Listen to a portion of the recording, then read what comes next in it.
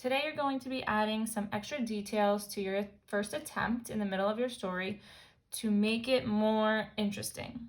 So yesterday my first attempt was Pete had an idea. Since it was sunny, he would go sit under the umbrella. Pete sits and sits and sits. So then I wanted to add another detail. So this is an action detail.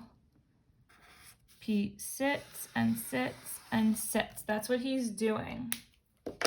Then I added a feeling detail. I want the reader to know that Pete is feeling bored, but I don't want to say it.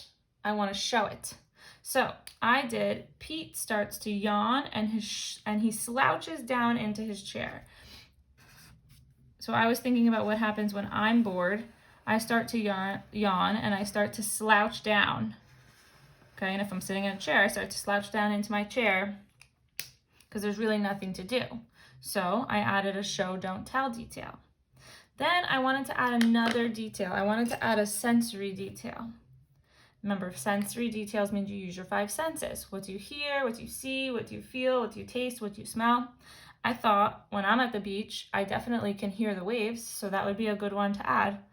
So if he's sitting in his chair and he's getting bored, Pete hears the waves crashing. He really wants to ride those waves. So here's my sensory detail. He hears the waves crashing.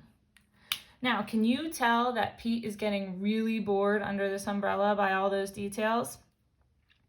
I think that it's going to show that this attempt of him sitting under the umbrella is not going to work, and he's going to have to try something else.